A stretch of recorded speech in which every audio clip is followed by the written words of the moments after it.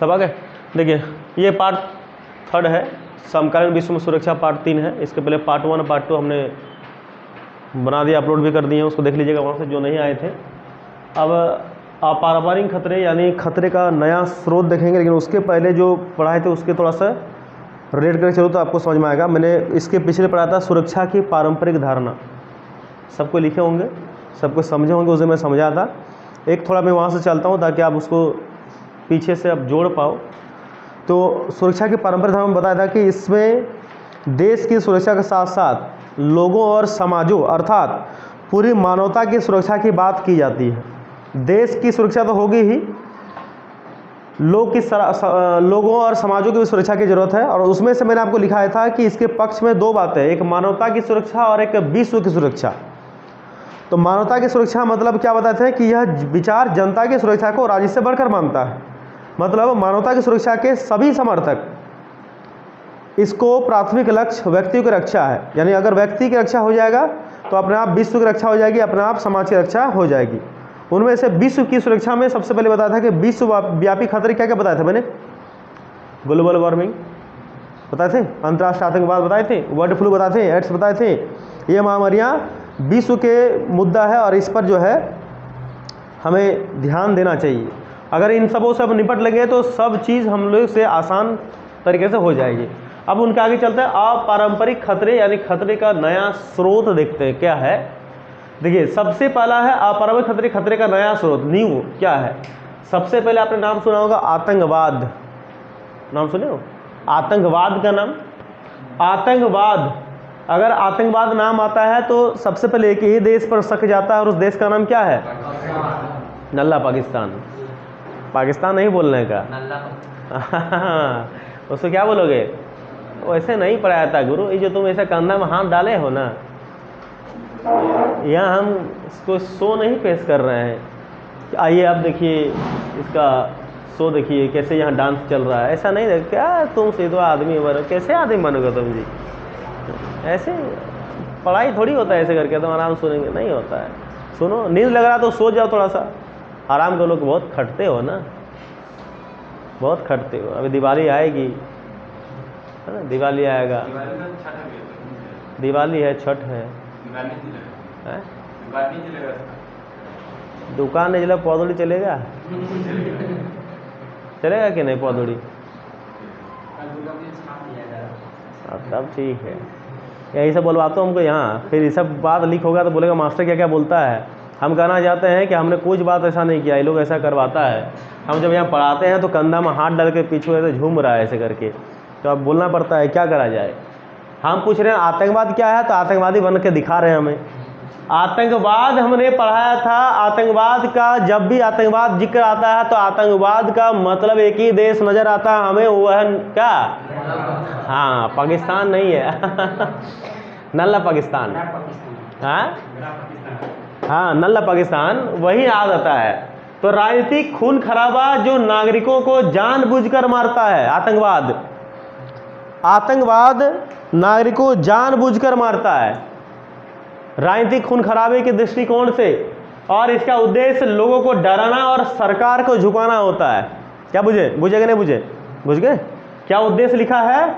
लोगों को डराना और सरकार को झुकाना, और राजनीतिक खून खराबा जो नागरिकों को जानबूझकर मारता है। देखिए 2 बात सुनना, जो राजनीति है ना, राजनीति भी एक आतंकवाद का ही एक रूप है।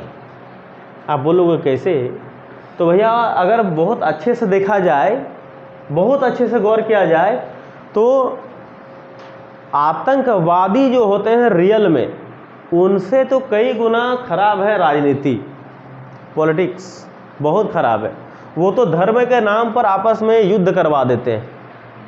सही बात है ना? जनता सबसे ज्यादा बुड़बक आदमी है। जनता वोट देते जो है ना, वो अपने जात देखकर वोट देते हैं। अगर कोई सिंह साहब खड़ा है तो सिंह साहब वाला गोष्ठी सब वोट उसको देगा। अगर कोई एमडी वाला खड़ा है तो एमडी को वोट देगा। अगर कोई दूसरा कास्ट खड़ा है तो उसको वोट देगा। मतलब कहने का अर्थ है कि जनता अपने सोचने और समझने की शक्ति को खो चुका है, बस नहीं। और नेता भी ऐसा होना चाहिए जो किसी भी धर्म जात पात से संबंध नहीं रखता हो। लेकिन यहाँ जब तक धर्म के नाम पर चाल नहीं चलेंगे उसका दाल नहीं गलेगा। हमको लगता है कि आने वाला पीढ़ी और अच्छा हो जाएगा और पढ़े लिखे होंगे, वो तो 6G 7G में चले जाएगा, 8G में नहीं आएगा, 9G में जाएगा। लेकिन हमने एक चीज़ों पर गौर किया है कि आने वाला पीढ़ी और ज़्यादा मूर्ख होगा और उनका नाम होगा पढ़ा लिखा मूर्ख। बस वही हम देख पा रहे हैं, पढ़ा लिखा है लेकिन मूर्खों जैसा व्यवहार करता है, तो उनका नाम एक अलग से पड़ गया है, पढ़ा लिखा मूर्ख। समझ में आ रहा बात को?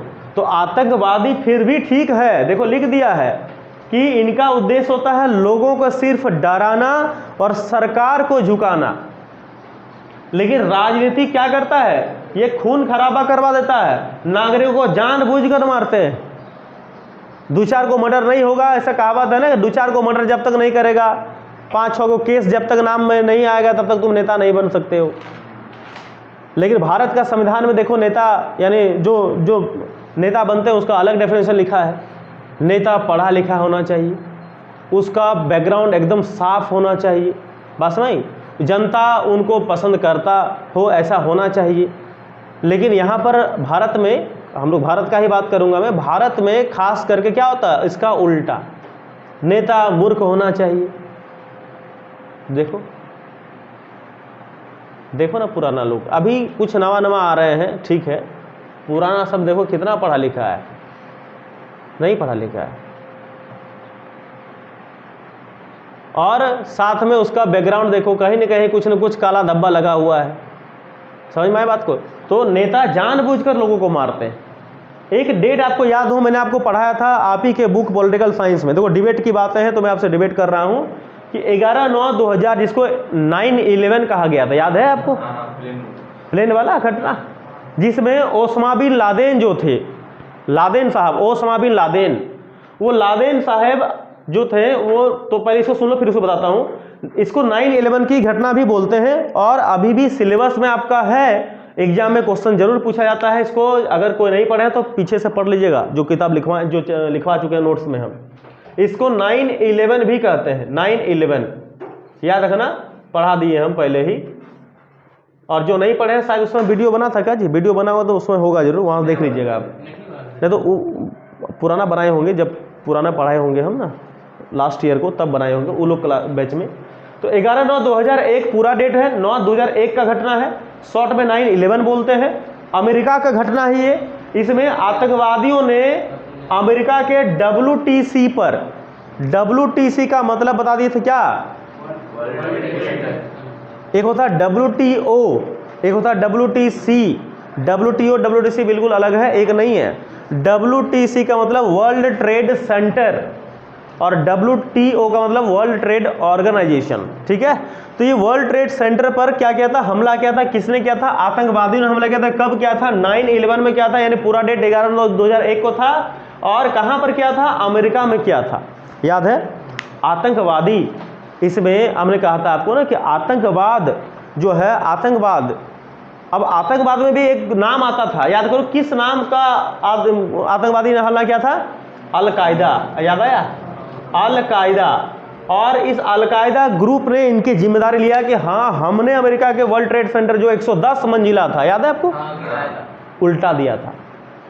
कितने जहाज थे? 4, उत्तर दक्षिण से,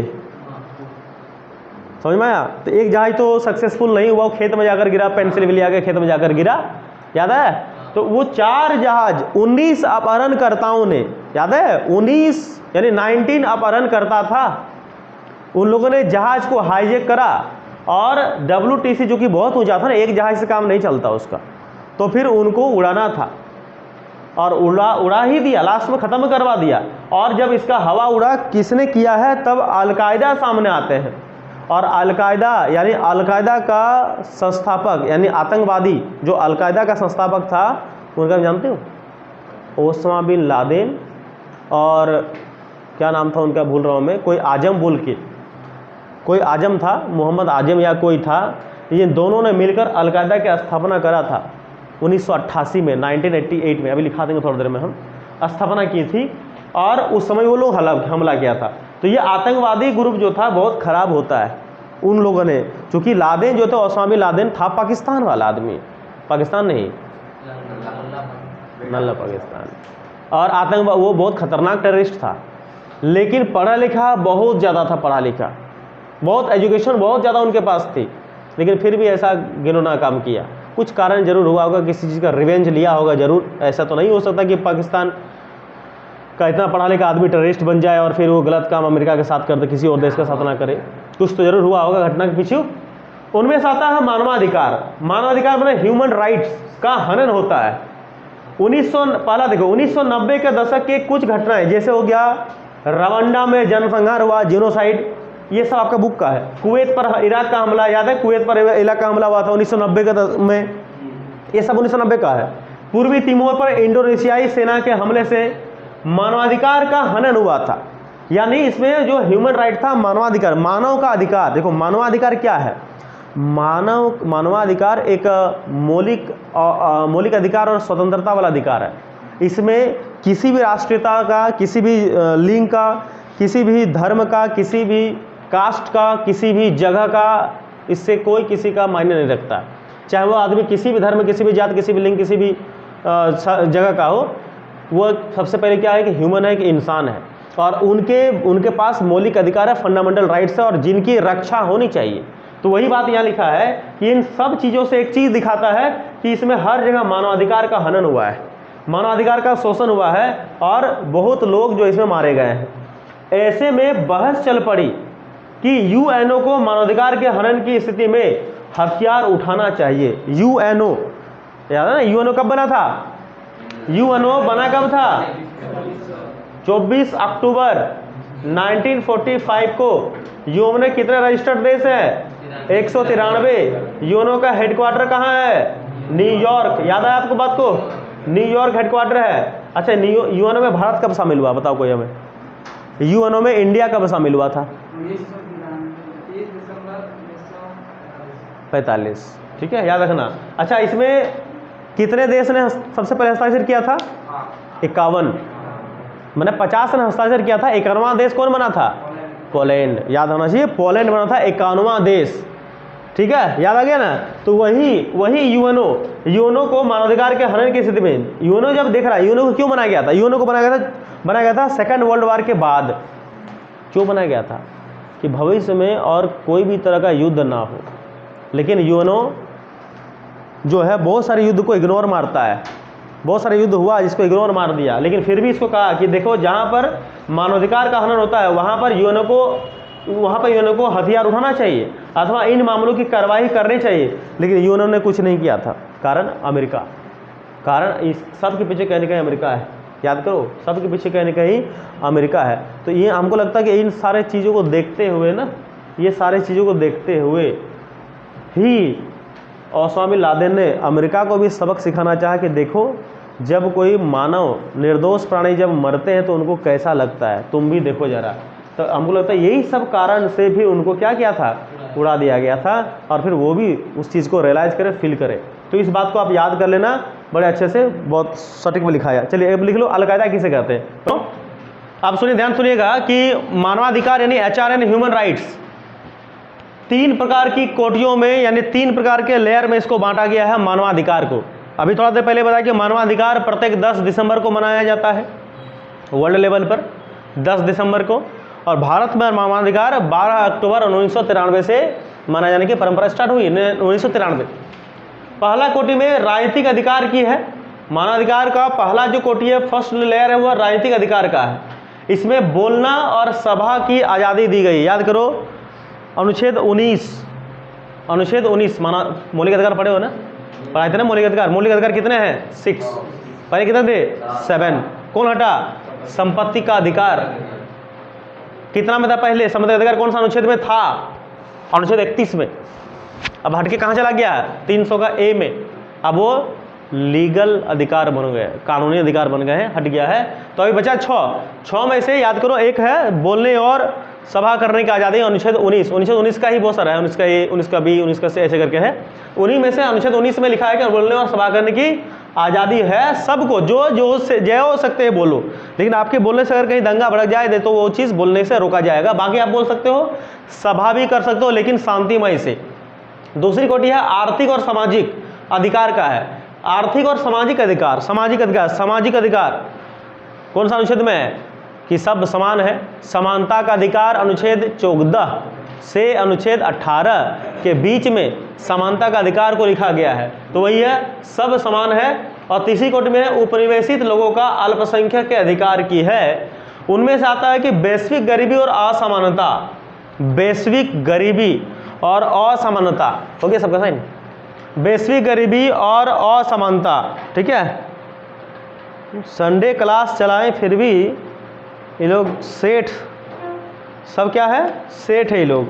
नींद नहीं खुला होगा, थोड़ा ठंडा लगा, मटिया दिया है, और हम लोग तब देखो कितना दूर है घर, तब कितना दूर है घर।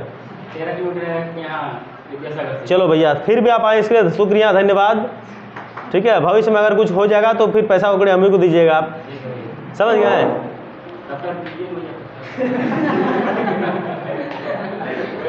तब तक ठीक है, चलिए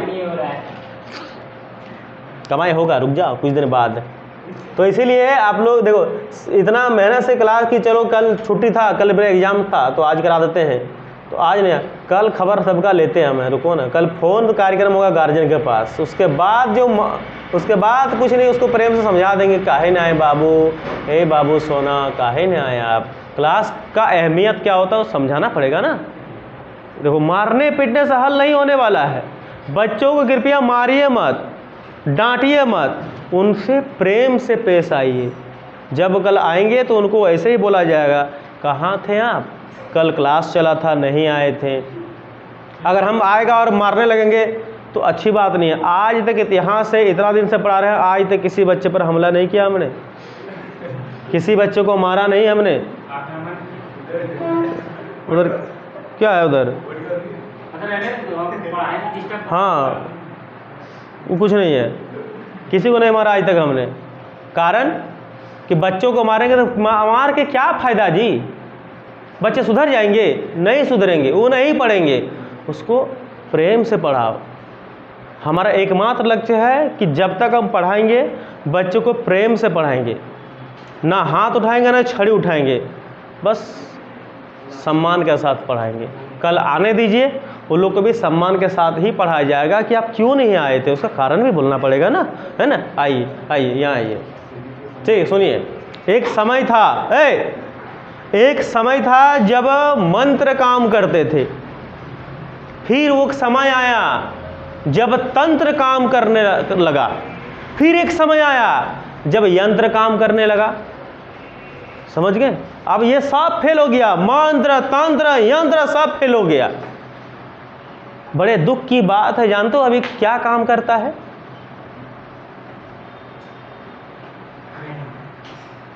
अभी षड्यंत्र काम करता है। अभी मंत्र तंत्र यंत्र सब फेल, अभी षड्यंत्र काम करता है, षड्यंत्र, जो कि नहीं करना चाहिए। ठीक है, हम चाहेंगे तो बच्चों के लिए हम षड्यंत्र रचेंगे कि आने तो मारेंगे, लेकिन नहीं बाबू, ये सब बेकार है, ये सब नहीं करने का। बच्चों को विनती पूर्वक पढ़ाइए। सरकार ने कहा है कि बच्चों को नहीं मारिए, बहुत सोचे समझे कहे नहीं मारिए। बच्चे अभी बच्चे हैं, नाजुक है यार, गलती करते हैं, क्या होगा, कोई दिक्कत नहीं, आने दीजिए कल। आइए सुनिए आप तब तक यहाँ। हाँ, बुढ़वा है वो मास्टर जो मारता है बच्चों को। आइए, वैश्विक गरीबी और असमानता, प्रति व्यक्ति आय, पर कैपिटा इनकम और जनसंख्या वृद्धि, माहिर इसमें आगे जनता, विश्व में आर्थिक असमानता लाती। समझ गए। अगर इनकमें नहीं है और चार को घर में किसको पढ़ाओगे, किसको खाना दोगे, बप्पा बप्पा बप्पा कर करके पागल कर देगा। नहीं। और ऊपर से आ गया है दुर्गा पूजा और दिवाली, तो माथा खराब, किसको बम उड़ाएंगे और किसको कपड़ा देंगे दिमाग खराब हो जाएगा क्या। इसीलिए जितना आय होगा उसी हिसाब से एंजॉय कीजिए आप। ठीक है, तो जनसंख्या वृद्धि सबसे बड़ा दुश्मन है। अमीर देश अमीर और गरीब देश और गरीब बन रहा है। सही बात है।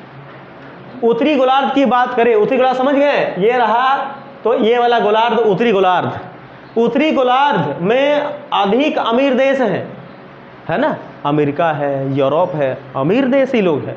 और ही दक्षिणी गोलार्ध में अधिक गरीब देश है। ठीक है, गरीबी के कारण दुनिया में सबसे ज्यादा सशस्त्र संघर्ष अफ्रीका के सहारा मरुस्थल के दक्षिणी देश में है। पता करो चोर कौन है, तो बोलेगा ये मंगरुआ का बप्पा है। काहे, बेचारा गरीब है, इसको मैया सामान नहीं मिल रहा है, नहीं प्रधानमंत्री राहत जो पैसा आता है 6,000 वो मिल रहा है, तो चोरी नहीं करे तो क्या करेगा। बात समझ, कुछ नहीं इसको आता है। तो वही बात है कि जो गरीब है वही देखो ना, गरीब कुछ भी धरा गया कहीं तो बेचारा गाड़ी चोरी, मोटरसाइकिल चोरी करते पकड़ा गया, कहाँ, करमोटर सिंह मेडिकल के पास। कौन है, गरीब आदमी है, तो उसको जनता नहीं बुझता है, चोरी चोरी होता है। उसी तरह मार मार होता है, तो मारना पीटना नहीं, अहिंसा के रास्ते में चलिए, हिंसा कभी नहीं कीजिए। करोगे क्या हिंसा, नहीं, दुनिया अहिंसा। आओ आओ, इसके बाद यह इलाका दुनिया का सबसे गरीब इलाका है, कौन जानते हो, दक्षिण वाला सबसे गरीब इलाका है। दक्षिणी गोलार्ध में गरीबी के कारण देखो क्या होता है, लोग दक्षिणी गोलार्ध में गरीबी के कारण लोग भाग जाता है, कहाँ, उत्तर गोलार्ध में। क्यों, उत्तरी गोलार्ध में क्या है, पैसा पैसा, यहाँ प्रवास कर जाते हैं। अच्छा देखो, प्रवास भी 2 टाइप का, ऐसा 3 टाइप का बुक में लिखा है, लेकिन आपके भूगोल में 2 टाइप का दिया हुआ है, 3 टाइप बताऊंगा अभी मैं, पहले 2 टाइप सुन लो। एक होता है आप्रवास, एक होता है उत्प्रवास। देखो आप्रवास में जो लोग अपनी मर्जी से देश छोड़ते हैं उसको बोलते हैं आप्रवासी, और जो युद्ध, आपदा और राजनीतिक उत्पीड़न के कारण देश छोड़ते हैं, मजबूर होते हैं, उसको बोलते हैं शरणार्थी। चलो इसको आगे मैं कल कंटिन्यू कराऊंगा, ठीक है, तब तक के लिए ठीक है।